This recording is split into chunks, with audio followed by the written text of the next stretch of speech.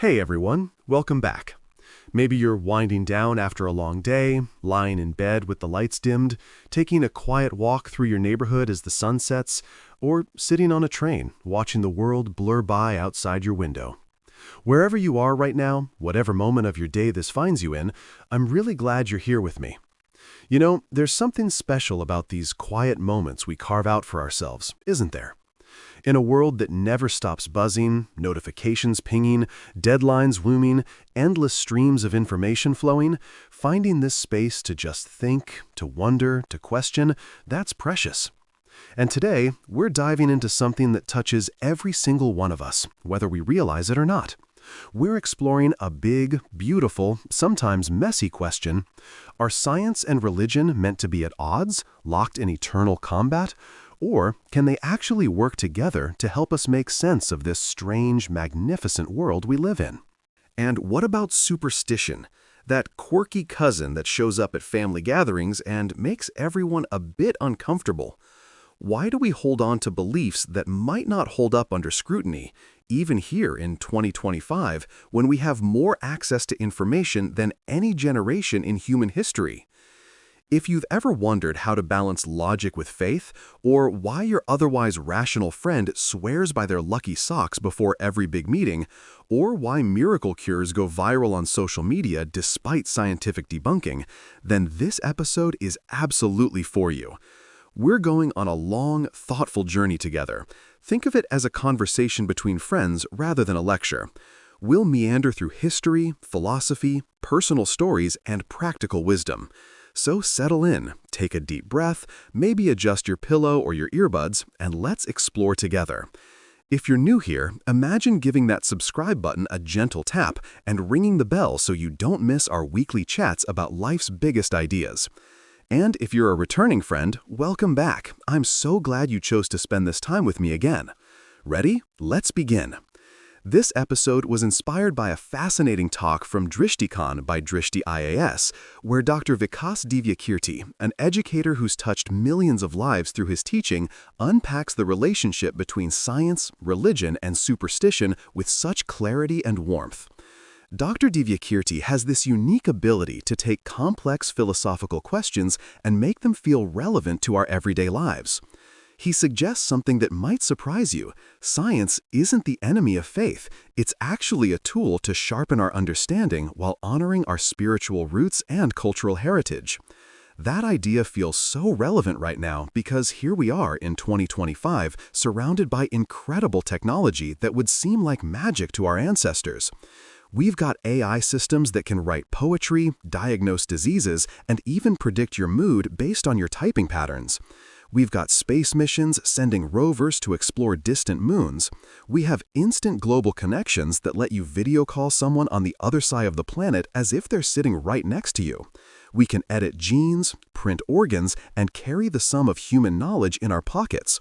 Yet despite all this progress, or maybe because of it, we're still wrestling with these timeless questions. How do we balance rational, evidence-based thinking with spiritual beliefs that can't be measured in a lab? How do we sort fact from myth in a world where anyone can publish anything online and make it look credible? How do we honor the wisdom of our ancestors while embracing the discoveries of today? And perhaps most importantly, how do we stay grounded in truth without losing the sense of wonder and meaning that makes life worth living? Over the next hour or so, and yes, get comfortable because we're going deep, we'll weave through history, philosophy, psychology, personal stories, and practical tips to help you navigate this in your own life. I'll keep it calm and clear, perfect for listening as you drift off to sleep, travel on your commute, or take that evening stroll. Every now and then, I'll pause to let you reflect, to invite you to sit with a question or an idea. And I'd love for you to share your thoughts in the comments later. This isn't a one-way street. Your experiences and insights matter. Let's get started. First, let's think about why this matters, especially right now in 2025. Close your eyes for a moment, or keep them on the road if you're walking or driving, and imagine the choices you made today. Really think about them. Maybe you woke up and glanced at your horoscope app to see if it's a good day for a big decision you've been putting off. Or maybe you trusted your doctor's advice about that nagging health issue because it's backed by peer-reviewed research and clinical trials. Perhaps you said a quiet prayer before an important meeting, asking for guidance or strength. Or maybe you sat in meditation for 10 minutes, centering yourself before the chaos of the day began. Or consider this. Maybe you scrolled through Instagram and saw a viral health tip, someone claiming that drinking celery juice first thing in the morning will transform your energy levels, clear your skin, and basically solve all your problems. It had thousands of likes and dozens of glowing testimonials. Did you feel curious, skeptical, tempted to try it? These choices, big or small, conscious or automatic, are shaped by how we navigate the intersection of science, religion, and superstition. And it's not just personal. This is where it gets really interesting and, honestly, a bit scary. Picture entire communities making decisions based on these forces, governments crafting policies, global leaders debating climate action or medical ethics or how to regulate artificial intelligence.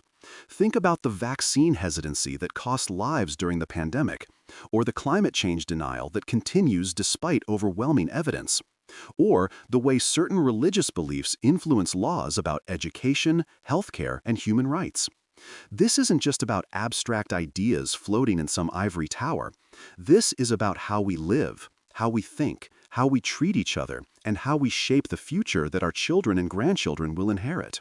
When a parent decides whether to vaccinate their child, that's science and superstition colliding. When a politician denies climate change because they believe God controls the weather, that's religion and science in tension. When someone chooses crystal healing over chemotherapy for a treatable cancer, that's superstition potentially causing real harm. But it's also about the beautiful moments when these forces work together. When a doctor treats a patient with both medicine and compassion, acknowledging their spiritual needs. When a scientist marvels at the elegance of natural laws and feels a sense of the sacred. When a religious community embraces environmental stewardship because their faith teaches them to care for creation. So as you listen, let's explore how these forces dance together, sometimes clashing, sometimes harmonizing, always shaping the human experience. Let's start with history, because understanding where we've been helps us figure out where we're going. History sets the stage for all of this, showing us that the relationship between science and religion has always been complicated, nuanced, and deeply human. Transport yourself back to 17th century Italy. Picture cobblestone streets, horse-drawn carriages, the smell of bread baking in stone ovens. It's a world lit by candlelight, where the Catholic Church holds immense power over people's minds and daily lives. Now imagine a man named Galileo Galilei, a brilliant, stubborn, curious man with graying hair and eyes that sparkle with wonder. He's standing in a tower at night, peering through a telescope he's improved himself, watching the moons of Jupiter orbit in the vast darkness of space. Night after night, he observes these moons, carefully recording their positions. And slowly, a revolutionary truth becomes undeniable to him. The Earth is not the center of the universe. We revolve around the sun, not the other way around. For us today, this seems obvious. We learned it as children. But in Galileo's time, this was heresy of the highest order. The Church, based on their interpretation of Scripture, that Earth was the center of God's creation, fixed and immovable, with everything else revolving around us. The Church isn't pleased with Galileo's findings. They see it as more than just a scientific disagreement. They see it as a challenge to their authority, to their understanding of God's design, to the very order of creation. In 1633, Galileo is put on trial by the Inquisition. Imagine the scene, an elderly scientist standing before robed officials in a grand hall, forced to recant his findings, to deny what his eyes and instruments have shown him. He's sentenced to house arrest, and he spends his final years confined to his villa, forbidden from teaching or publishing his work. It's a vivid, heartbreaking example of science clashing with religious authority, a moment where new evidence challenged old certainties, where the search for truth collided with institutional power. And for many people, this story has come to symbolize the fundamental incompatibility of science and religion. But here's where it gets interesting. Here's the twist that complicates our narrative. Not all scientists saw themselves as opponents of faith, not by a long shot. Picture Isaac Newton, another giant of that era, perhaps the greatest scientific mind in history. Imagine him in his study at Cambridge, candles flickering as he scribbles equations about gravity and motion, his mind untangling the mathematical laws that govern the universe. He's discovering that an apple falling from a tree and the moon orbiting the Earth are governed by the same force, a universal law of gravitation that applies everywhere, to everything. But here's what many people don't know: Newton was deeply, profoundly religious. He wasn't just a Sunday churchgoer doing it for appearances. He spent more time studying scripture and theology than he did on physics. He believed passionately that his work, far from contradicting faith, was revealing God's divine order. He once said that studying the universe was like glimpsing the mind of God, that every law he discovered was a window into divine intelligence and design. Newton saw no contradiction between his equations and his faith. For him, science was a form of worship, a way of appreciating the Creator's genius. The precision of planetary orbits, the elegance of mathematical laws, the order underlying apparent chaos, all of this pointed to a supreme intelligence behind the universe. So even back then, in the very century that gave us the Galileo conflict, science and religion weren't always enemies. They could be partners in the search for truth, two different lenses for viewing the same magnificent reality. This dance between science and religion weaves through history in surprising ways. Let's travel even further back, to the Middle Ages, a period that Europeans call the Dark Ages, but which was anything but dark in other parts of the world. Imagine the bustling city of Baghdad in the 9th and 10th centuries, the jewel of the Abbasid Caliphate. Picture the House of Wisdom, a grand library and research center where scholars from different faiths and cultures gather to translate texts, conduct experiments, and push the boundaries of human knowledge. Here, Islamic scholars like al-Biruni, Ibn Sina, known in the West as Avicenna, al-Khwarizmi, whose name gives us the word algorithm, and hundreds of others are making breathtaking breakthroughs in astronomy, medicine, mathematics, optics, chemistry, and philosophy. These aren't secular scientists working in opposition to religion. They're often devout Muslims who see their scientific work as a religious duty, a way of understanding and appreciating Allah's creation. Al-Biruni, working in the 11th century, calculates the Earth's circumference with astonishing accuracy, within 1% of the true value, using nothing but careful observations and brilliant mathematical reasoning. He's driven by both intellectual curiosity and a belief that understanding the world honors the divine.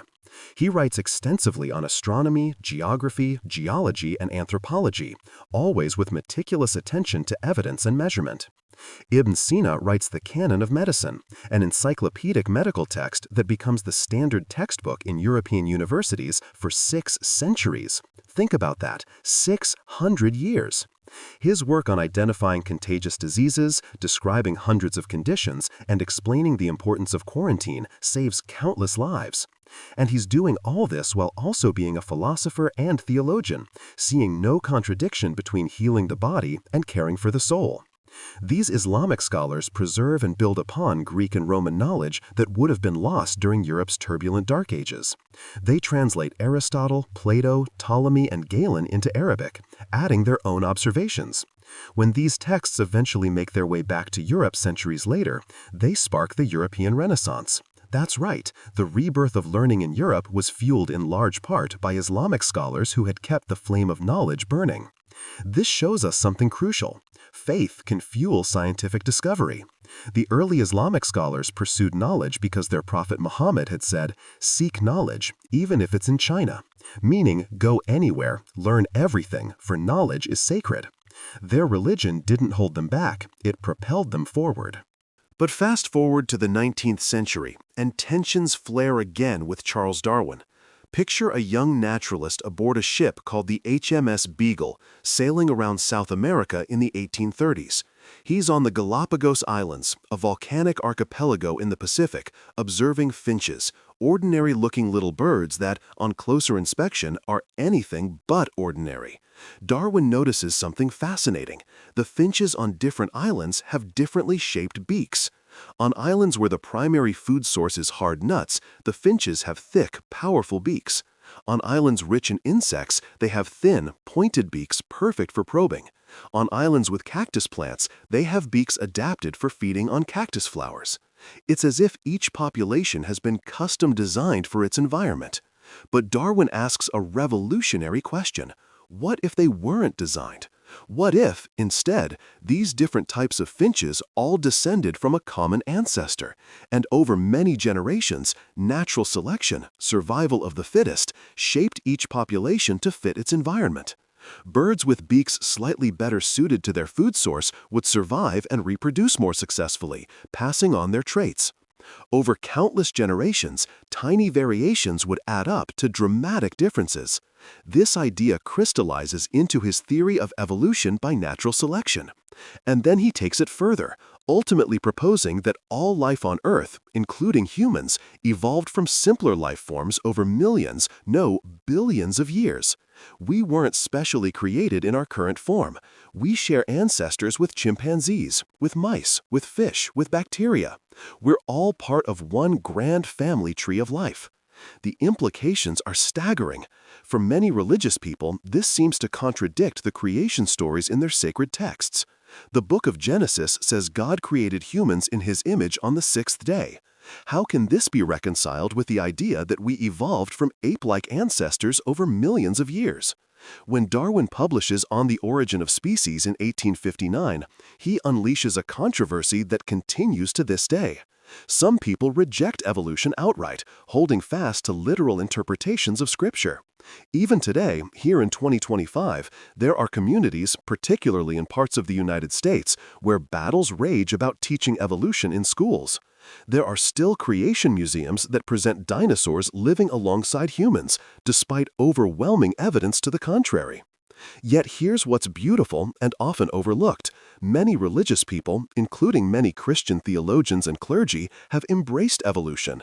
They see it as the how of creation, the mechanism God used to bring about the diversity of life, while their faith answers the why. Why does anything exist at all? Why does the universe permit the emergence of conscious, moral beings capable of love and wonder? These are questions science doesn't claim to answer, and perhaps can't answer. Pope Francis, the leader of the Catholic Church, has explicitly stated that evolution and the Big Bang Theory are not incompatible with Christian faith. Francis Collins, the geneticist who led the Human Genome Project, one of the greatest scientific achievements in history, is a devout evangelical Christian who sees evolution as God's chosen method of creation. He describes DNA as a divine language, the instruction code written by the Creator. So the relationship between evolution and faith is far more nuanced than the popular narrative suggests. It's not a simple battle between ignorant believers and enlightened scientists. It's a complex conversation about how we interpret religious texts, what questions we ask science to answer, and how we make room for both empirical evidence and spiritual meaning in our understanding of existence. Let's bring this closer to home now, to India, where Dr. Divyakirti's Drishtakon series is based, and where many of you listening might be from or have connections to. Imagine a vibrant festival in a small Indian village, lamps glowing golden for Diwali, the festival of lights, chasing away darkness, both literal and spiritual. Or picture the haunting call to prayer echoing through narrow streets during Ramadan, calling the faithful to break their fast together. Or hear the rhythmic hymns rising from a Sikh Gurdwara, where everyone, regardless of background, is welcome to share a meal. India is a land of profound, ancient spirituality. Hinduism, with its countless deities and philosophical schools stretching back thousands of years. Islam, brought by traders and Sufis, creating magnificent architecture and poetry. Christianity, with roots going back nearly 2,000 years to St. Thomas the Apostle. Buddhism and Jainism, born from Indian soil, teaching paths to enlightenment. Sikhism, relatively young at only 500 years old, blending devotion with social justice. This diversity shapes daily life, from the food people eat to the festivals they celebrate to the moral frameworks they use to make decisions. But India is also a powerhouse of scientific progress and has been for millennia.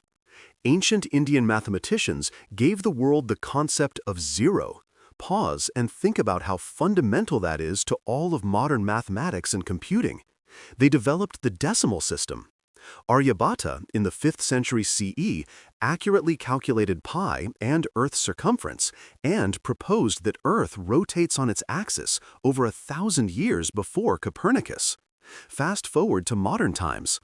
Picture ISRO's control room, the Indian Space Research Organization, buzzing with activity as scientists in crisp shirts monitor screens showing a spacecraft heading toward the moon. In 2008, India's Chandrayaan-1 mission discovered water molecules on the moon, a groundbreaking finding. In 2014, India became the first Asian nation and the first in the world to reach Mars orbit on its first attempt and at a fraction of the cost of NASA missions. In 2023, Chandrayaan-3 successfully landed on the moon's south pole, an unprecedented achievement. These aren't accidents, they're the result of brilliant scientific minds and institutions.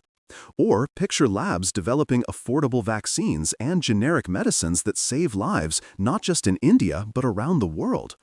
India is called the pharmacy of the world, producing a huge percentage of the world's generic drugs.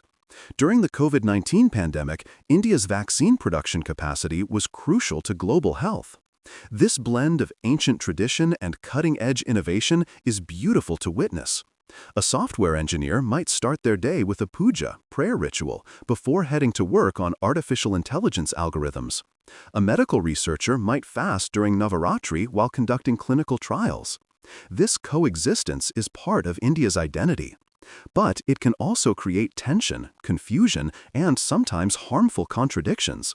For example, millions of Indians consult astrologers before making major life decisions, marriages, business ventures, even choosing auspicious dates for medical procedures. Astrology, particularly Vedic astrology, is deeply woven into the cultural fabric. It offers comfort, a sense of cosmic connection, a feeling that the universe has a plan. There's something appealing about the idea that the positions of planets at your birth influence your destiny. But here's the challenge: astrology isn't backed by evidence. Study after study has shown that astrological predictions perform no better than chance. The personality traits astrology claims to predict show no correlation with birth dates when tested scientifically. The mechanism astrology proposes, that planets millions of miles away somehow influence human events through an unnamed force, contradicts our understanding of physics.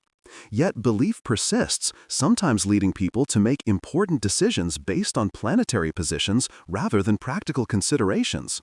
Similarly, consider Ayurveda, India's ancient system of medicine dating back over 3,000 years. Ayurveda contains genuine wisdom accumulated over centuries of careful observation.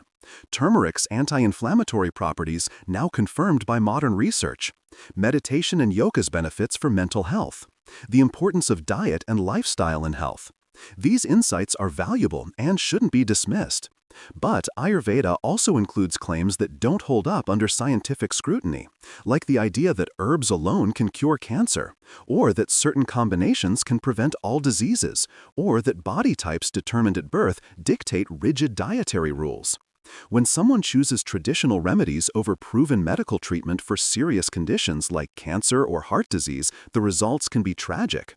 Balancing these traditions requires respecting the cultural heritage and practical wisdom they contain while maintaining scientific temper, the willingness to ask questions, demand evidence, and change our minds when facts warrant it. Let's pause for a moment. Wherever you are right now, maybe your eyelids are getting heavy as you drift toward sleep. Maybe you're on a bus watching city lights slide past the window. Maybe you're walking through a park listening to leaves crunch under your feet. I want you to think about a time when you faced a choice between a scientific explanation and a belief, tradition, or intuition. Maybe it was a health decision. Your doctor recommended a treatment, but a family member insisted on a traditional remedy they swear worked for them. How did you decide? Or maybe it was a career choice. An astrologer told you one path, your logical analysis suggested another. Which voice did you listen to? Or perhaps it was something smaller but still meaningful. A family tradition you followed without fully understanding why. Avoiding certain foods on certain days. Following rituals for good luck. Believing that certain actions would bring good or bad fortune. How did you decide what to trust? What was the process in your mind? Did you go with what felt right emotionally? Did you seek out evidence? Did you defer to elders or authority figures? Was there conflict between what your head told you and what your heart wanted to believe? Hold that thought in your mind, or if you're able, jot it down in your Notes app to share in the comments later. Because this is where these big philosophical questions stop being abstract and become intensely personal. This is where we live, in the space between certainty and doubt, between tradition and innovation, between what we want to be true and what actually is true. Your story matters because this is where big ideas meet real life, where history and philosophy become your daily choices. Now let's talk about superstition, the third piece of this fascinating puzzle. If we think of science as being about evidence, observation, and rigorous testing, and religion as being about meaning, purpose, and the transcendent, then what exactly is superstition? Superstition is like, imagine a whisper in the back of your mind, urging you to avoid walking under a ladder, to knock on wood after saying something good might happen, to throw salt over your shoulder if you spill some, to avoid a black cat crossing your path. It's not always tied to organized religion, though it can be influenced by religious traditions. It's more about fear, uncertainty, habit, and that very human tendency to look for patterns and control in a chaotic world. Picture yourself checking your horoscope on your phone during your morning coffee. You read, "Today is favorable for financial decisions," and you feel a little boost of confidence. Or you read, "Avoid confrontations this afternoon," and you feel a little anxious about that meeting you have scheduled. You're a rational person. You know intellectually that the position of Mars relative to Venus has no causal influence on whether your boss will approve your proposal. But still, there's that little tug, that whisper saying, maybe there's something to it. Or imagine someone in 2025, someone with a smartphone, internet access, all the information in the world at their fingertips, falling for a viral TikTok claiming that a special detox drink made from lemon, cayenne pepper, and maple syrup will flush toxins from your body, reset your metabolism, and lead to rapid weight loss. The video has millions of views, thousands of glowing comments from people who swear it worked for them. But there's no scientific mechanism. Your liver and kidneys already detox your body constantly. That's literally what they evolved to do. The drink doesn't do anything except maybe upset your stomach. Yet people believe. They buy the ingredients. They follow the routine. Why? Because superstition thrives in the gaps. Gaps in knowledge, gaps in certainty, gaps in control. Dr. Divya Kirti makes a crucial observation. Superstition thrives when we don't ask questions. It's not about faith in the religious sense. It's not about deep spiritual meaning or transcendent truth. It's about accepting claims without evidence, following patterns without understanding them, seeking comfort in ritual without reflecting on why we're doing it. In India, consider the widespread belief in the evil eye. The idea that someone's envy or negative attention can literally curse you, causing bad luck, illness, or misfortune. To ward it off, people wear specific amulets, hang lemons and chili peppers outside their shops or homes, perform elaborate rituals. Parents might put a black dot on their baby's face to make the child less attractive and thus less likely to attract envious attention. This isn't necessarily tied to religious doctrine. You'll find Hindus, Muslims, Sikhs, and Christians all believing in the evil eye. It's a cultural habit passed down through generations, woven into the fabric of daily life. And it persists because it offers something precious, a sense of control. If bad things happen randomly, that's terrifying. But if you can ward them off with a ritual, suddenly the universe feels a bit more manageable. But why? Why are we, as a species, so drawn to superstition, even when our rational minds know better? The answer lies in how our brains work. Imagine your brain as a detective, constantly scanning the environment for patterns. This detective is working 24/7, trying to make sense of a complex, often confusing world. And here's the thing, this detective is very good at finding patterns, almost too good. Psychologists call this tendency apophenia, the human inclination to perceive meaningful patterns or connections in random or meaningless data. Our ancestors, who were good at detecting patterns, like recognizing that certain plants are poisonous or that rustling in the grass might mean a predator, survived and passed on their genes. Our ancestors who were too skeptical, who assumed every rustling was just the wind, sometimes became lunch for a lion. So natural selection favored pattern seeking, even if it meant occasionally seeing patterns that weren't there. Better to mistake a log for a crocodile 10 times than to mistake a crocodile for a log once. This cognitive bias has shaped how we think. Picture yourself wearing a specific bracelet on the day you ace an important test. You studied hard, you knew the material, but you were also wearing that bracelet. Your pattern-seeking brain notes the correlation. Bracelet plus test equals success. And suddenly, that bracelet becomes your lucky charm. The next time you have something important, you feel uneasy without it. You might think consciously, this is silly, the bracelet doesn't actually do anything, but emotionally, you want that sense of control and comfort it provides. Was it the bracelet that led to success, or was it your preparation and effort? Logically, you know the answer. But superstition doesn't operate purely on logic.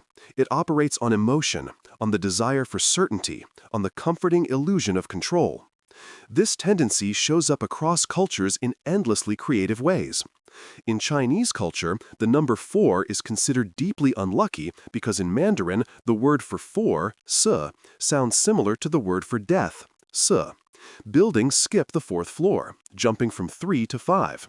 People avoid phone numbers with 4s. It's not based on any evidence that the number 4 causes harm. It's a linguistic coincidence that became a cultural superstition. In Western cultures, especially American and British, the number 13 carries similar baggage. Buildings skip the 13th floor, or rather, they relabel it as 14, as if the actual structural level somehow cares what number you call it. Hotels lack room 13. Airlines skip row 13. Friday the 13th is considered particularly ominous.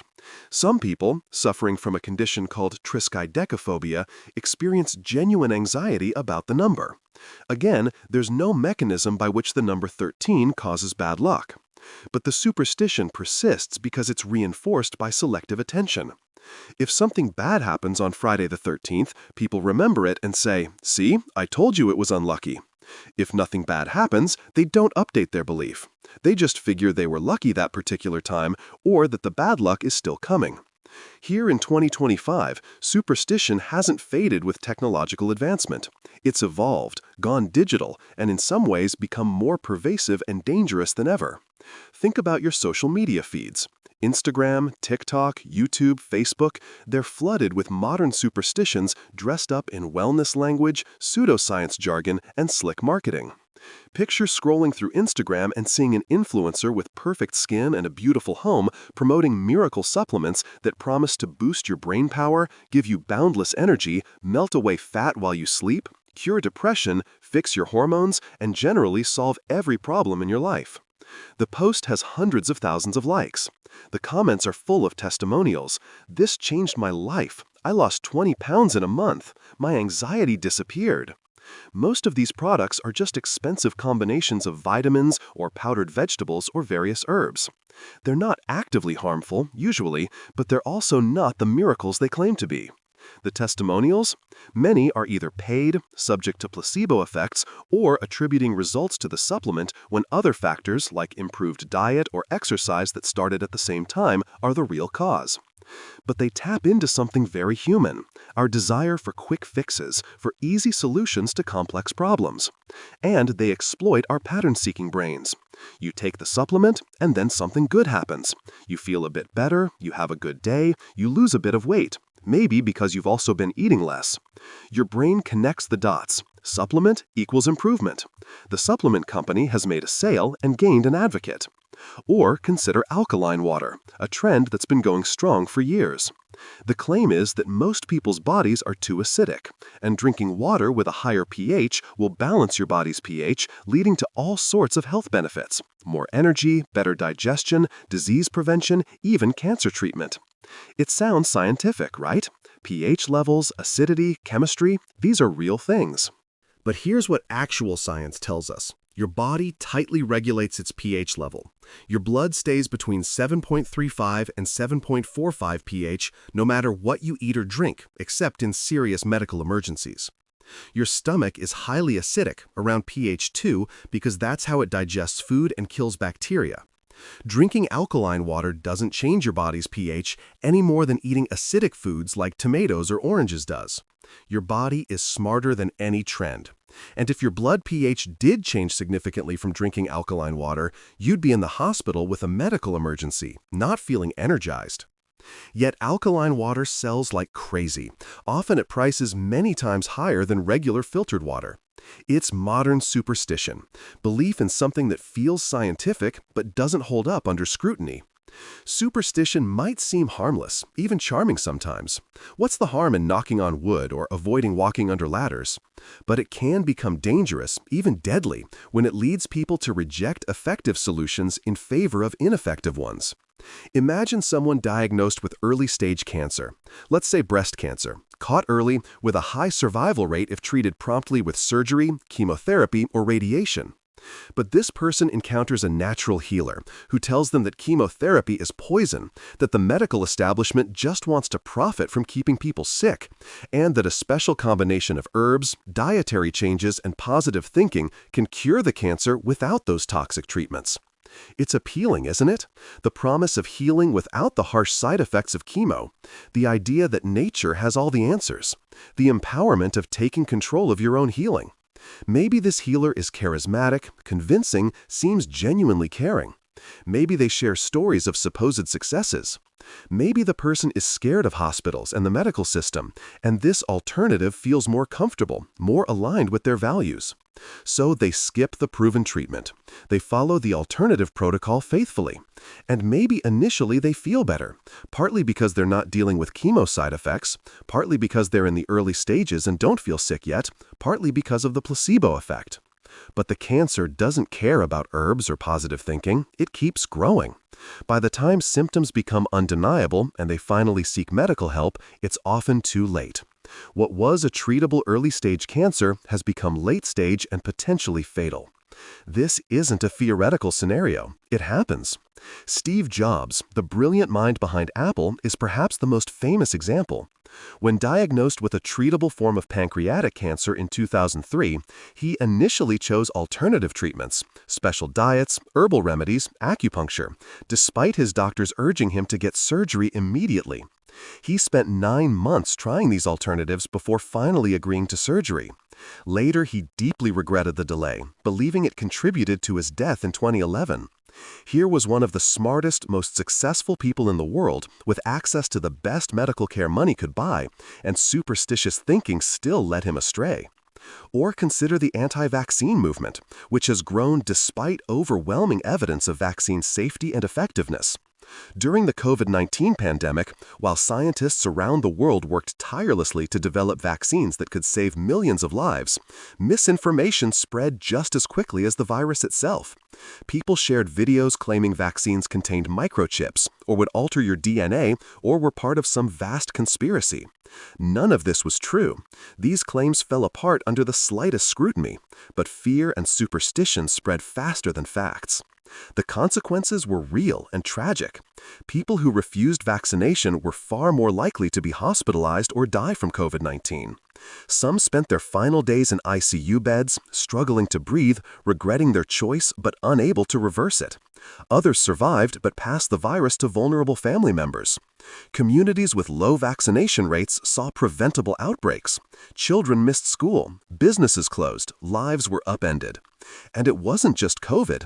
Measles, a disease that was nearly eliminated in many countries, has come roaring back in areas with low vaccination rates. Measles can cause brain damage, pneumonia, and death, particularly in young children. It's entirely preventable with a safe, effective vaccine. Yet outbreaks happen because enough parents, influenced by superstitious fears about vaccine side effects that don't exist, choose not to vaccinate. This is where superstition stops being harmless. When it influences health decisions, it can kill. And that's why developing scientific temper, that critical, questioning mindset, is so important. Dr. Divya Kirti talks extensively about scientific temper, a phrase that might sound technical but really describes something beautiful and accessible. Scientific temper is a mindset, a way of approaching the world that values evidence, welcomes questions, and remains open to changing its mind when presented with better information. It's not about being cold or cynical. It's not about rejecting everything that can't be proven in a lab. It's not about dismissing culture or tradition or the wisdom of elders. Instead, it's about being curious, thoughtful, and willing to distinguish between what we know, what we believe, and what we merely wish to be true. Let me give you an example from Indian culture. In many Hindu families, there's a tradition of not cutting hair or nails on certain days of the week, often Tuesdays and Saturdays. If you ask why, you might hear various explanations. Some say these days are dedicated to certain deities who might be offended. Others say it brings bad luck. Many people follow the rules simply because their parents and grandparents did, without questioning it. Now, scientific temper doesn't mean you have to disrespect this tradition or make your grandmother feel bad for following it. But it does mean asking, is there actually any evidence that cutting your hair on Tuesday causes any measurable negative outcome? The answer, of course, is no. Your hair doesn't know what day it is. The universe doesn't care whether you trim your nails on a Wednesday or a Saturday. So what do you do with this information? You have choices. You might decide to stop following the rule because it has no basis in reality. You might continue following it out of respect for family tradition while acknowledging it's cultural rather than factual. You might follow it when with family, but not when you're on your own. The key is that you're making a conscious, informed choice rather than blindly following a rule without understanding why. Scientific temper is about asking questions like, what's the evidence for this claim? Who benefits if I believe this? What's the mechanism by which this supposedly works? Have there been proper studies? Are there alternative explanations? What do experts who've studied this for years actually say? It's about being comfortable with uncertainty. Science doesn't claim to have all the answers. In fact, good science is always provisional, always open to revision when better evidence comes along. Newton's laws of motion worked incredibly well for centuries, but then Einstein came along with relativity and showed that at very high speeds or in strong gravitational fields, Newton's laws needed refinement. Did this mean Newton was wrong? Not exactly. His laws still work perfectly well for everyday situations. But Einstein's framework was more complete, more accurate, more true to reality. Scientific temper means being able to say, I don't know, without feeling threatened. It means being excited rather than defensive when you learn something new that challenges your previous understanding. It means checking your sources, especially in this age of information overload where anyone can publish anything online. Let me share something personal. A few years ago, maybe around 2019 or 2020, I got really hooked on checking my horoscope every morning. It started casually. I'd see it on my phone's newsfeed, just glance at it while having coffee. But gradually, I found myself actively seeking it out, checking multiple astrology apps, reading my daily, weekly, and monthly predictions. And here's the thing, sometimes it felt eerily accurate. I'd read, "Today's a great day for new beginnings and taking chances," and I'd feel this surge of confidence. I'd approach my day differently, more boldly, and often good things would happen. I'd have a productive meeting, or get positive feedback on a project, or make a new connection. And I'd think, see, the stars knew. Or I'd read, "Today you might face communication challenges and misunderstandings," and I'd be extra careful in conversations, maybe a bit more anxious. And then, inevitably, there'd be some miscommunication, someone misinterpreting an email, or a friend seeming a bit off in a text conversation. And again, I'd think the horoscope had predicted it. But then, something interesting happened. I started paying closer attention to my pattern of engagement. I noticed I was only really remembering the times the horoscope seemed accurate. If it predicted a difficult day and I had a wonderful day, I'd either forget about the horoscope entirely or rationalize it away. Well, it said might face challenges, and I almost faced one but avoided it. I was cherry-picking, selectively attending to information that confirmed what I wanted to believe. I also realized something else. Horoscopes are written vaguely enough that they can apply to almost anyone. You might face communication challenges today. Well, who doesn't experience some form of miscommunication on any given day? It's a good day for new beginnings. That's always true if you're looking for opportunities. Be careful with finances. Solid advice, literally any day. So I didn't experiment. For 2 weeks, I read my horoscope every morning, but I also read the horoscopes for other signs. Aries, Gemini, Scorpio, whatever. And you know what? Most days, at least 2 or 3 other signs' horoscopes felt just as applicable to my life as my own signs did.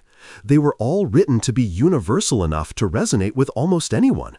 That was my wake-up call. I wasn't connecting with cosmic truth.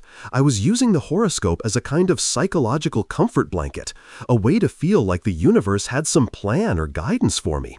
And that's okay as a coping mechanism, but it became problematic when I started making actual decisions based on it, like avoiding important conversations on days when my horoscope warned of communication problems, or postponing decisions because Mercury was supposedly in retrograde. Superstition feels good because it gives us an illusion of control and understanding in an unpredictable world. But it can hold us back when it stops us from trusting evidence, from thinking critically, from taking responsibility for our own choices and their consequences. I'm not saying I never look at horoscopes anymore. Occasionally I do, just for entertainment, but I see them differently now.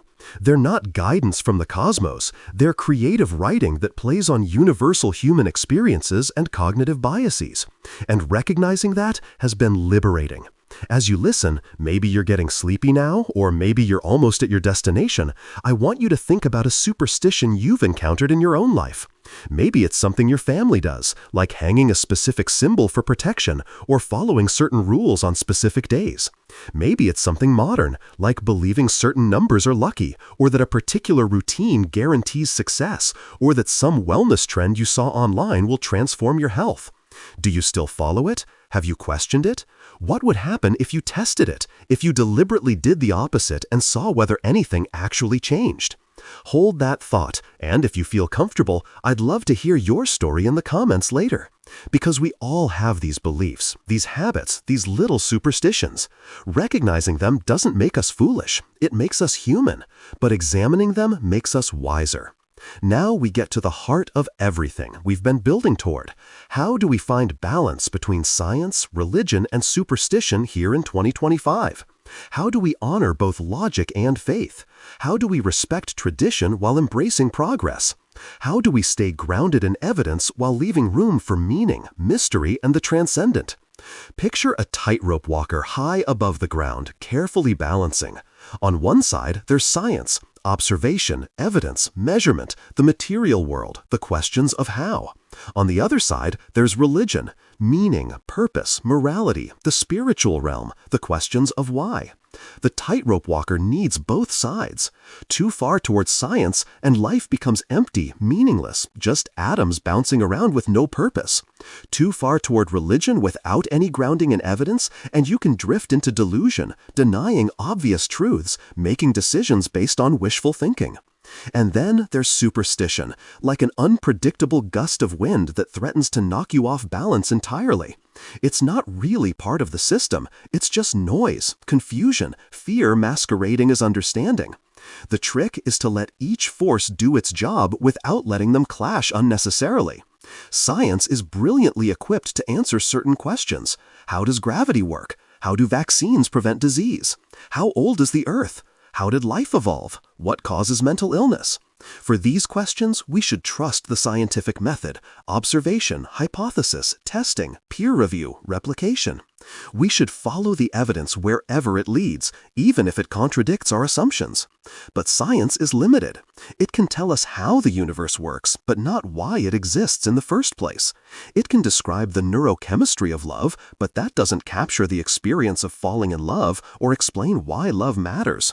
It can explain the evolutionary advantages of altruism, but that doesn't answer whether we have a moral duty to help suffering strangers. It can tell us what is, but not what ought to be. This is where religion, philosophy, and ethics come in. These domains address questions of meaning, purpose, value, and morality. Why should we be kind? What makes a life well lived? What do we owe each other? How should we face death? Is there anything beyond this material existence? These are questions that science doesn't claim to answer, and perhaps can't answer, at least not completely. Indian philosophy offers a particularly beautiful perspective on this balance. Imagine Swami Vivekananda, one of the towering figures of 19th century Indian thought, standing before a crowd in Chicago in 1893 at the Parliament of World Religions. He's the first Hindu teacher to bring Indian philosophy to the Western world in a major way, and he's explaining something radical for his time, that science and spirituality aren't enemies, they're two paths to the same truth. Vivekananda believed deeply that you could study nature's laws, embrace scientific discoveries, and still seek divine wisdom and spiritual realization. He saw no contradiction. He even argued that true religion must be consistent with scientific findings, that any religious belief that contradicted observed reality should be questioned and refined. At the same time, he maintained that science alone couldn't provide the moral and spiritual fulfillment humans need. He famously said, "Science is nothing but the finding of unity. As soon as science reaches perfect unity, it stops and goes no further. Religion also has to attain this unity." He was suggesting that both science and religion are ultimately searching for the same thing: fundamental truth, underlying unity, the nature of reality. They just use different methods and address different aspects of that reality.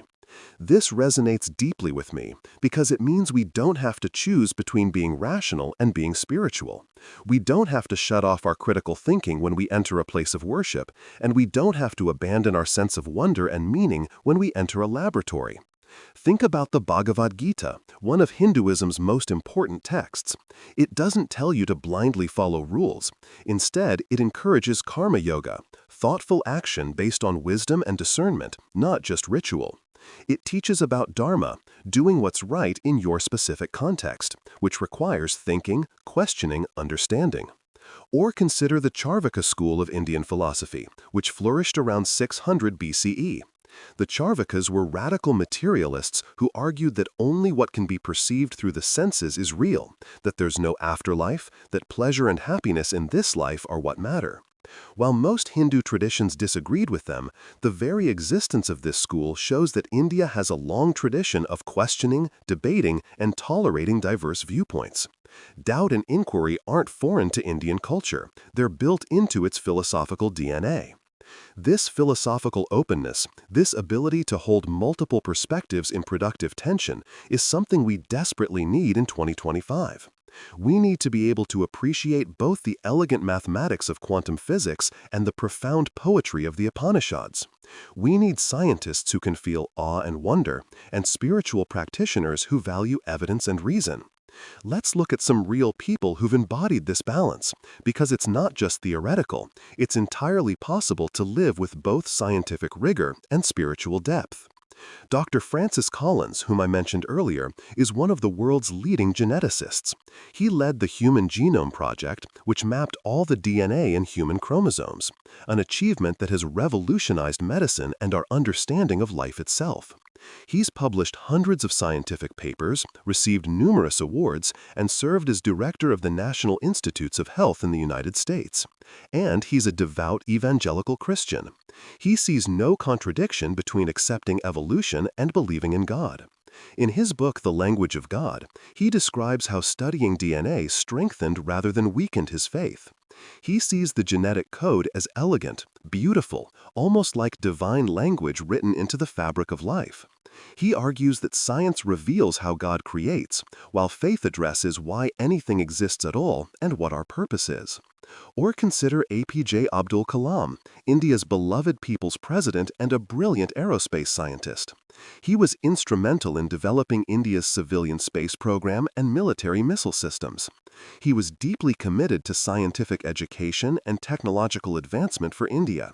He dreamed of transforming India into a developed nation through science and technology. Yet he was also deeply spiritual. He was a practicing Muslim who read the Quran regularly, but also drew wisdom from the Bhagavad Gita, the Bible, and other traditions. He played the veena, wrote poetry, and often spoke about spirituality and morality. He believed science and spirituality were complementary, both essential for a complete life. His life proved you could be a cutting-edge scientist and a deeply spiritual person simultaneously. Or think about the Dalai Lama, the spiritual leader of Tibetan Buddhism. He's fascinated by science, especially neuroscience and physics. He regularly meets with scientists, participates in conferences, and has even said that if science proves some Buddhist belief wrong, Buddhism will have to change. That's an extraordinary statement from a religious leader, showing that he values truth over dogma, evidence over tradition when they conflict. He's been particularly interested in the science of consciousness and meditation. Tibetan monks have participated in neuroscience studies, allowing researchers to scan their brains while they meditate. These studies have revealed fascinating insights into neuroplasticity, attention, and well-being, bridging ancient contemplative practices with modern brain science. These individuals show us that the perceived conflict between science and religion is often false or exaggerated. The real conflict is between dogmatism and open-minded inquiry, between blind acceptance and critical thinking, between fear of truth and courage to follow evidence. So how do we live this balance in our daily lives? Let me offer some practical approaches, things you can actually do rather than just abstract principles. First, imagine you're deciding whether to try a new health trend. Let's say you see claims about a detox juice that supposedly cleanses your liver, boosts your immune system, and gives you boundless energy. It's all over Instagram. Your friend swears by it. It's expensive, but health is worth it, right? Here's where balance comes in. Science tells us that your body already has excellent detoxification systems. Your liver, kidneys, lungs, and skin are constantly filtering and eliminating waste. You don't need a special juice to detox. Most of these cleanses are just expensive ways to consume fruits and vegetables, which are good for you but not magical. But here's the nuanced part. Maybe the routine of making a special juice each morning, of taking that time for yourself, of feeling like you're doing something positive for your health has genuine psychological benefits. The ritual might reduce stress, encourage mindfulness, or simply make you feel more in control of your well-being. Those benefits are real, even if the specific mechanism claimed, detoxification, isn't scientifically valid.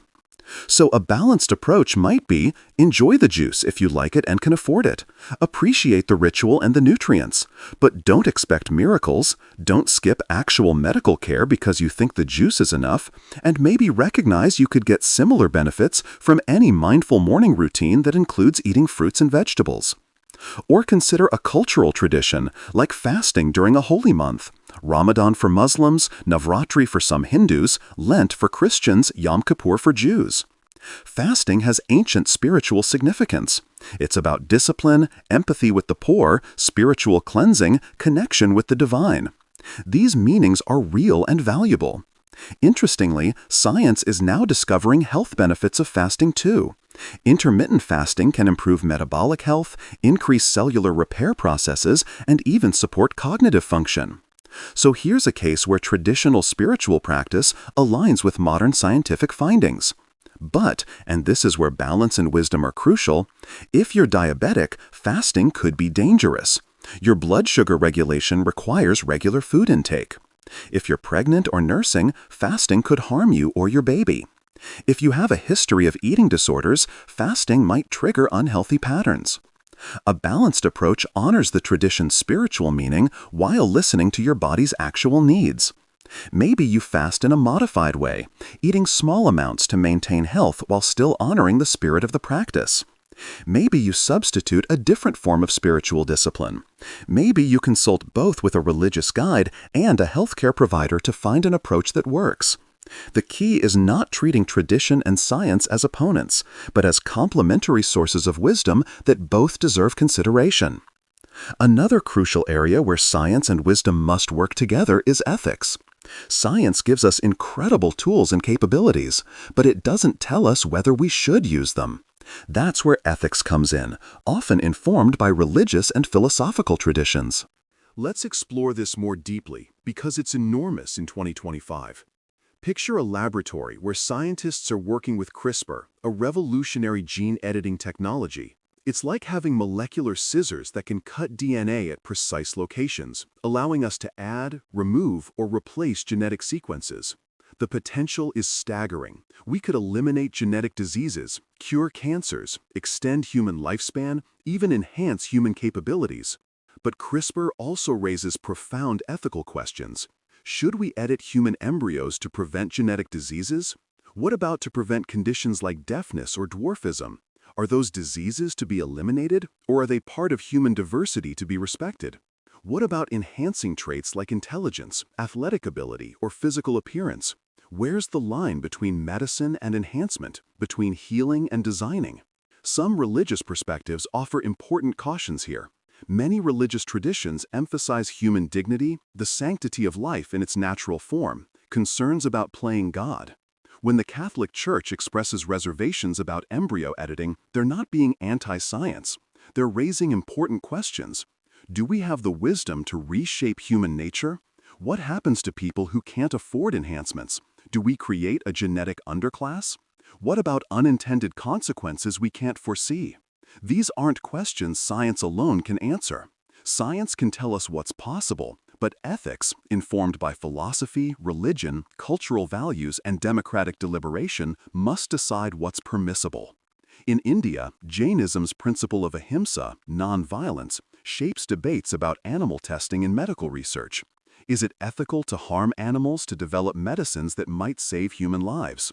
How do we balance competing moral considerations? Jain perspectives don't shut down scientific research, but they push us to minimize harm, seek alternatives like computer modeling or tissue cultures, and approach animal use with great care and respect. Buddhism's emphasis on compassion influences medical ethics in interesting ways, encouraging palliative care that reduces suffering, supporting organ donation as an act of generosity, yet raising questions about euthanasia and the definition of death. Artificial intelligence is another frontier where we desperately need science and ethics in conversation. Imagine AI systems that are becoming increasingly sophisticated, diagnosing diseases more accurately than human doctors, predicting floods and earthquakes to save lives, optimizing traffic flow in cities, even creating art and music. But what happens when AI makes life or death decisions? Picture a self-driving car approaching an unavoidable accident. Should it swerve to protect its passenger, even if that means hitting pedestrians? Or sacrifice its passenger to save more lives? Who programs that choice? Based on what moral framework? Many religions emphasize the sanctity of human judgment, the importance of conscience, the unique value of human moral reasoning. They urge caution about delegating crucial decisions to machines that lack consciousness, empathy, or moral understanding. In 2025, ethicists, philosophers, religious leaders, and AI researchers are debating whether AI systems should follow moral frameworks inspired by religious traditions, like emphasizing compassion, prioritizing the vulnerable, or respecting human dignity, or whether they should follow secular utilitarian principles to avoid imposing particular religious views on everyone. There's no easy answer, but the conversation itself is vital. Scientists who design AI systems need input from religious scholars, philosophers, and community representatives to ensure technology serves humanity's full flourishing, not just efficiency or profit. Climate change is perhaps the most urgent area where science and faith must work together.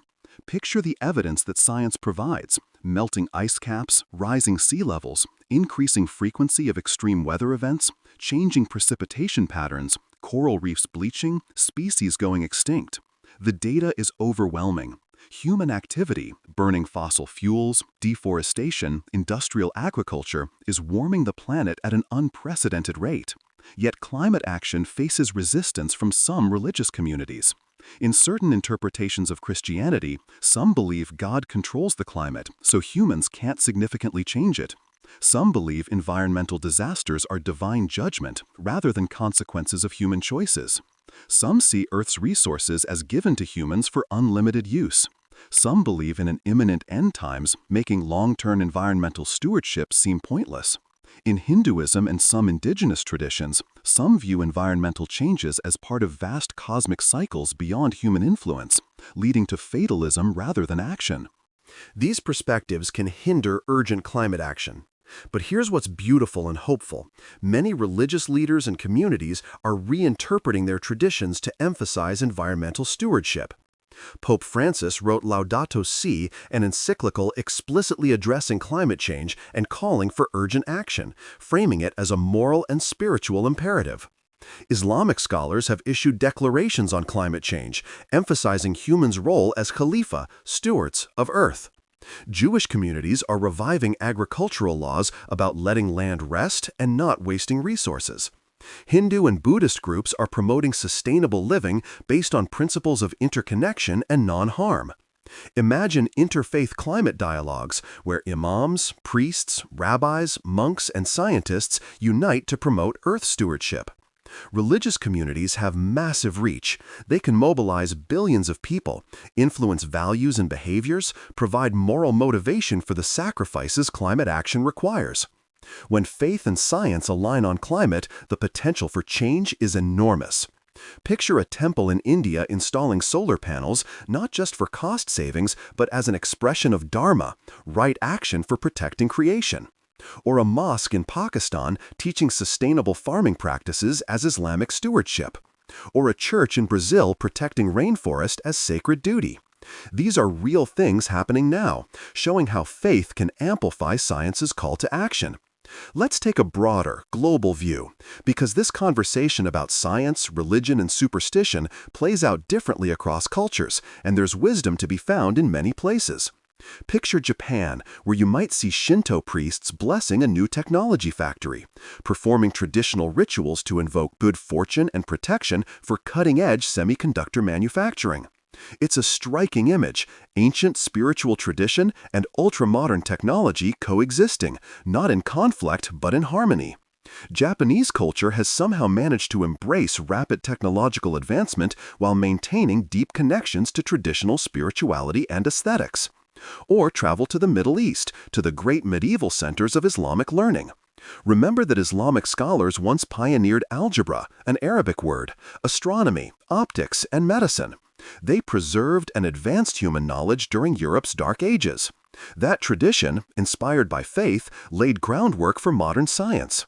Many Muslims today see no contradiction between Islam and science, viewing scientific inquiry as a form of worship, understanding creation to understand the Creator. Visit Denmark or Sweden, highly secular societies where traditional religious practice has declined dramatically. Yet people find meaning in other ways: connection with nature, mindfulness practices, humanistic ethics, community bonds. They've created societies with high well-being despite low religious affiliation, suggesting that meaning and morality don't require traditional religion, though for many people, religion provides those things powerfully. Go to indigenous communities around the world: Native American, Aboriginal Australian, various African and South American tribes. Many hold sophisticated ecological knowledge accumulated over millennia, knowledge that modern science is now validating. Their spiritual relationship with land led to sustainable practices that science now recognizes as wise. Here, spirituality and practical wisdom were never separate. Across the world, humans seek truth, meaning, and understanding through various combinations of science, faith, tradition, and reason. Superstition sneaks in everywhere when we stop questioning, whether it's a lucky charm in London, a sacred thread in Delhi, a fortune cookie in Beijing, or a zodiac bracelet in New York. As you listen now, maybe you're drifting towards sleep, maybe you're nearing your destination, maybe you're just enjoying the sound of someone thinking aloud. Think about a tradition from another culture you've encountered. How does it balance empirical knowledge and spiritual meaning? What can we learn from how different cultures navigate these questions? Maybe jot it down for the comments if you have thoughts to share. Questioning is absolutely key to all of this. It's not about being cynical or dismissive. It's about being thoughtful, curious, and honest. Imagine scrolling through social media, something most of us do multiple times a day, and seeing an advertisement for a miracle supplement promising to boost your brain power, enhance memory, increase IQ, and prevent cognitive decline. It's got beautiful packaging, professional-looking website, thousands of likes, dozens of 5-star reviews saying, "This changed my life." Maybe there's even a doctor endorsing it, or at least someone in a white coat. The price is high, $89.99 for a month's supply, but if it really works, that's a bargain for better brain function, right? This is where scientific temper makes you pause and ask questions. Who's selling this? Are they qualified? Do they have a track record? What's supposedly in it? What's the claimed mechanism? How is it supposed to work? Have there been proper clinical trials with control groups, published in peer-reviewed journals? Are the reviews genuine, or could they be fake or cherry-picked? What do independent experts say? If this really worked as claimed, wouldn't it be revolutionary news in neuroscience? Are there red flags, like promising too much or using vague pseudoscientific language? Most claims like this, whether it's brain supplements or alkaline water balancing your pH, or magnets improving circulation, or certain crystals channeling energy, fall apart under scrutiny. Your body regulates pH automatically. Magnets don't significantly affect blood flow in the ways claimed. Crystals are beautiful rocks with no proven healing properties beyond placebo effects. This skepticism isn't cynicism, it's empowerment. It's protecting yourself from exploitation and harm. It's making informed choices rather than being manipulated by clever marketing. Education is crucial for spreading this kind of critical thinking. Picture rural communities in India, Africa, or anywhere else where access to quality education is limited. In these places, traditional healers are often trusted over doctors, not necessarily because their methods are better, but because of lack of access, lack of understanding of how modern medicine works, cultural barriers, or distrust of outside institutions. Education through schools, adult literacy programs, YouTube videos, community health workers, or radio programs empowers people to ask questions, evaluate claims, understand cause and effect, distinguish correlation from causation. During the COVID-19 pandemic, massive public health campaigns explaining how vaccines work in simple, culturally appropriate language in multiple languages using trusted community voices saved millions of lives. That's education at work, dispelling superstition and fear with knowledge and understanding. Picture a village where a health worker explains, the vaccine doesn't give you the disease. It teaches your body how to recognize and fight the virus, like a practice drill, so if you encounter the real virus, your body is ready. That simple explanation, repeated patiently with respect for people's concerns, can overcome superstitious fears. Or imagine teaching children the scientific method, how to ask questions, form hypotheses, test them, and change their minds based on evidence. These skills protect them throughout life from manipulation, exploitation, and self-deception. Education isn't about cramming facts. It's about teaching people how to think, how to evaluate sources, how to be comfortable with uncertainty, how to distinguish between what we know with confidence and what we merely believe or hope. Let's get a bit more philosophical as we wind toward the end of our journey. Religion asks the huge questions. What's the meaning of life? Why does anything exist rather than nothing? What happens after we die? Is there objective morality, or is it all relative? What makes a life worth living? Science can tell us incredible things, how stars form from clouds of hydrogen, how brains process the experience of love through dopamine and oxytocin, how consciousness might emerge from complex neural activity. But it doesn't tell us why we should care, what obligations we have to each other, or what makes one life more meaningful than another. Western philosophers like Immanuel Kant argued that reason and morality, scientific rationality and ethical wisdom are both essential. He believed you could have rational inquiry into how the world works alongside rational inquiry into how we should live. Science gives us, ethics gives us ought, and both are needed. In Indian philosophy, the Bhagavad Gita urges karma yoga, action based on wisdom and understanding, not blind belief or mechanical ritual. It teaches about dharma, which is about doing what's right in your specific context, which requires discernment, judgment, thinking. It's not dogmatic, it's thoughtful. The ancient Charvaka school, though rejected by most other Indian philosophies, argued that only direct sensory perception reveals truth. They were materialists who doubted everything they couldn't see or touch. While this might be extreme, it shows India has always had voices urging questioning and empiricism, not just blind faith. Swami Vivekananda said he dreamed of a day when science and religion would meet and shake hands. He believed they were converging on the same truths from different directions. Science understanding the physical laws of the universe, religion understanding consciousness, meaning, and purpose. As you listen, wherever you are in this moment, imagine trying to hold both. Using science to understand and improve the material conditions of life, using faith or philosophy to find purpose, meaning, connection, and transcendence. Not either or, but both and. As we start wrapping up this long journey together, let me leave you with some concrete, practical tips you can use starting today. First, cultivate curiosity and ask questions. Whether it's a health claim your friend shares, a political argument someone makes, a traditional ritual your family practices, or a news headline that outrages you, ask, why do I believe this? What's the evidence? Who benefits from me believing this? What would change my mind? Don't be aggressive about it, just curious. Second, respect both empirical evidence and lived experience. Data from studies matters. So do people's real experiences, feelings, and the meaning they derive from traditions. Both deserve consideration. The key is being honest about which is which, not confusing subjective experience with objective fact, but not dismissing subjective experience as worthless either. Third, actively fight superstition with curiosity, not just dismissal. When you encounter a claim that seems superstitious, whether from family, friends, or social media, instead of just rolling your eyes or arguing, ask questions. That's interesting. What makes you think that works? Has that been studied? What's the mechanism? Often, people haven't really thought through their beliefs, and gentle questions can prompt reflection. Fourth, check your sources before sharing or believing information, especially with health information. Look for peer-reviewed studies in reputable journals. Check whether medical organizations support the claim. Be wary of anecdotes, testimonials, and anything selling a product. If something sounds too good to be true, this one weird trick that doctors don't want you to know, it probably is. Fifth, embrace ethical science and technology.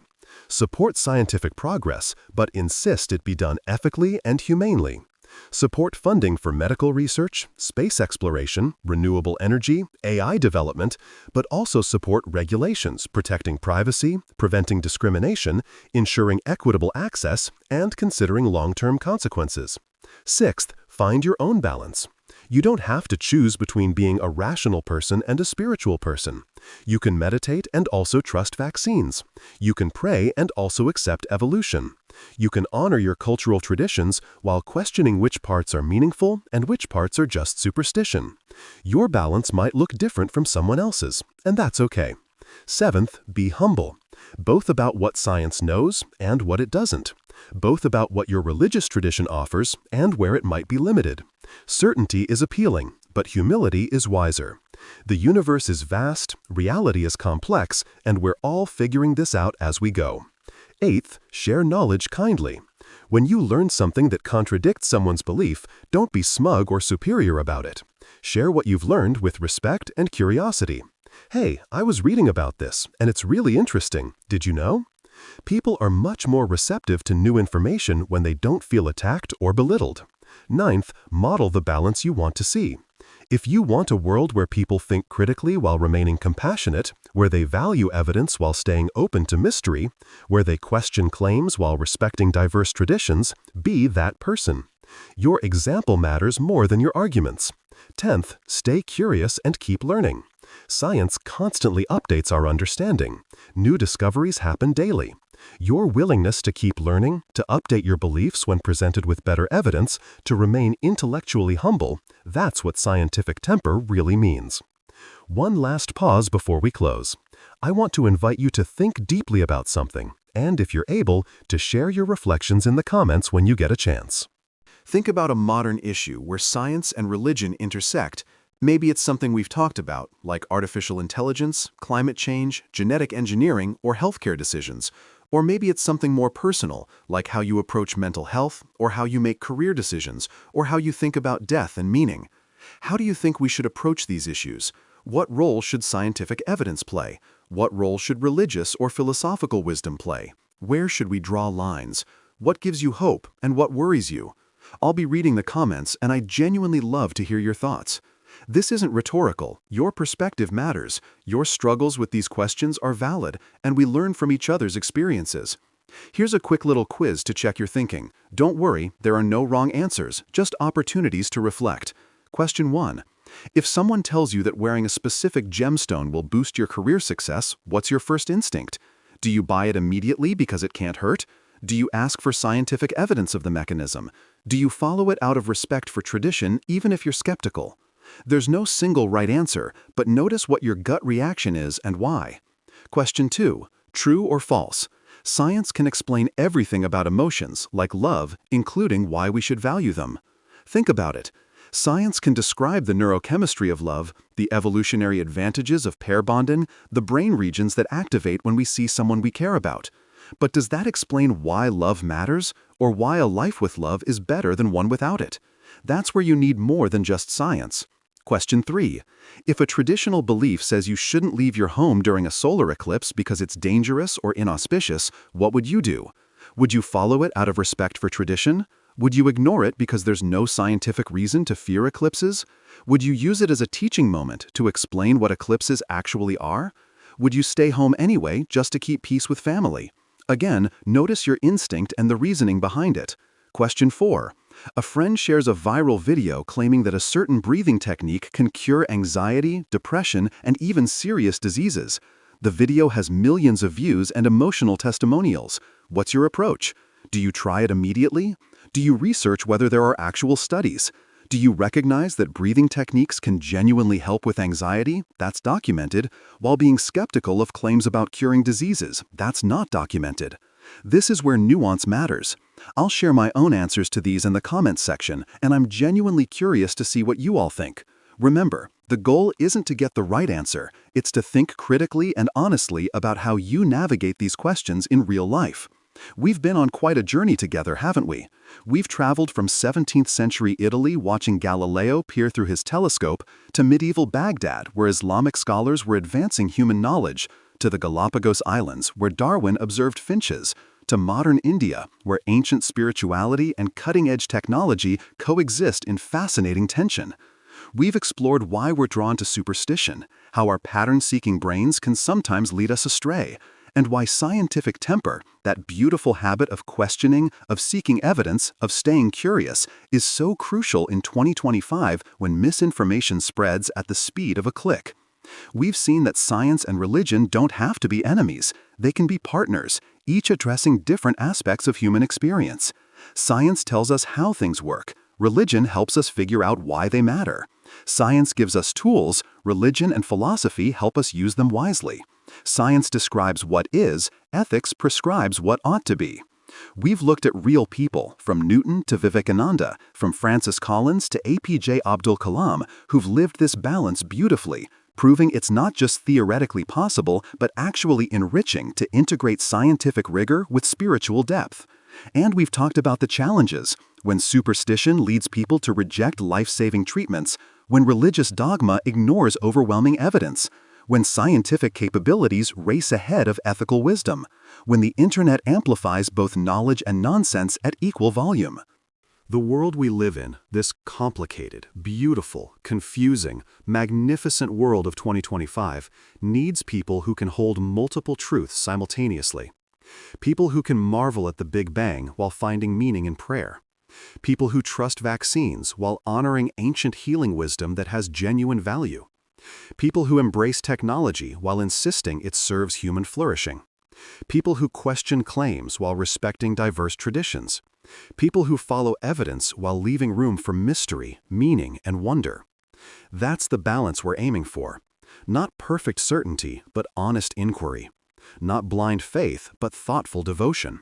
Not cynical rejection of everything we can't prove, but healthy skepticism about extraordinary claims. Not choosing between head and heart, but integrating both. As we close this extended conversation, and thank you for staying with me for this long journey, I want to acknowledge something. Maybe you're feeling sleepy now, your mind drifting pleasantly as concepts float through your consciousness. Maybe you're arriving at your destination, preparing to step back into the bustle of life. Maybe you've been walking this whole time, and your path is bringing you home. Wherever this finds you, I'm grateful you chose to spend this time thinking about big questions. The world needs people who think carefully about these things. The world needs people who can hold scientific knowledge and spiritual wisdom together without letting either cancel out the other. The world needs people who question superstition while respecting genuine tradition. The world needs people who are skeptical of false claims while remaining open to genuine mystery and wonder. Maybe you're that person, or maybe you're becoming that person. Either way, the fact that you've listened this far, that you've engaged with these questions, that you're willing to think critically about what you believe and why, that matters. That makes a difference, not just for you, but for everyone whose life touches yours. Before we part ways, I want to emphasize again, your voice matters in this conversation. This isn't me lecturing at you, it's us thinking together about questions that have puzzled humanity for millennia, and that are more urgent than ever in our complex modern world. So please, share your thoughts in the comments. What's a superstition you've questioned, or one you still follow, and why? Have you had a moment where scientific understanding shifted your worldview? How do you personally balance logic and faith, if you do? What traditions from your culture do you cherish, and which have you moved away from? What worries you about how science and technology are developing? What gives you hope? I read every comment, and I learn from them. Your experiences, your struggles, your insights, your questions, they enrich this conversation for everyone. And who knows, your comment might be exactly what someone else needs to read to feel less alone in their own questioning, or to gain a new perspective, or to feel encouraged to think more deeply. If you found value in this extended conversation, I'd be grateful if you'd give it a thumbs up. It helps others find these discussions. Share it with someone you think might appreciate it. And if you haven't already, consider subscribing and hitting that bell so you don't miss future conversations about life's big questions. We do this every week, exploring everything from philosophy to psychology, from science to spirituality, always trying to think carefully and honestly about what matters. As you move back into your day or night, as you return to the specific concerns and joys of your particular life, I want to leave you with a few thoughts. You don't have to have everything figured out. Nobody does. The smartest, wisest people in the world still grapple with uncertainty, still revise their understanding, still encounter mysteries they can't explain. That's not failure, that's honesty. It's okay to hold some beliefs because they bring you meaning and comfort, even if you can't prove them scientifically.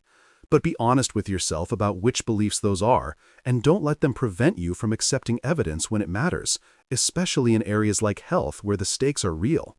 Question things, but question them kindly, both your own beliefs and others. The goal isn't to destroy anyone's faith or make anyone feel stupid. The goal is truth, understanding, and wisdom, approached with humility and compassion. When science and your traditions seem to conflict, look closer. Often, the conflict is between a particular interpretation of tradition and scientific findings, not between the tradition's core wisdom and reality.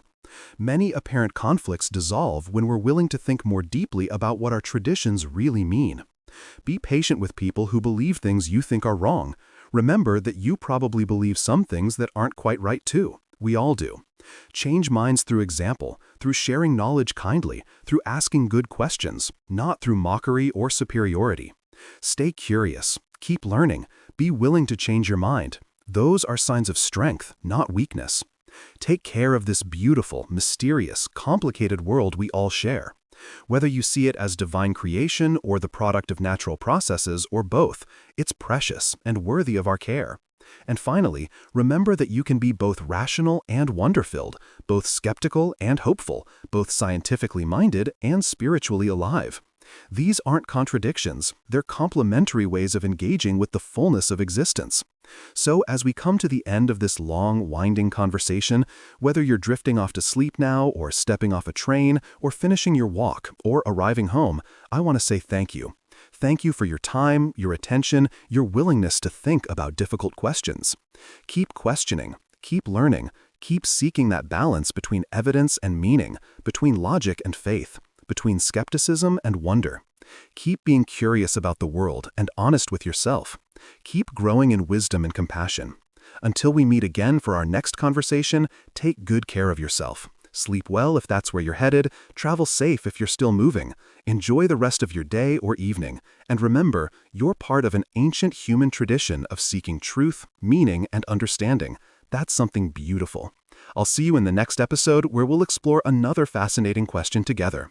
Until then, goodbye, and may your journey toward truth and wisdom be filled with discovery, wonder, and grace. Take care, friends. See you soon.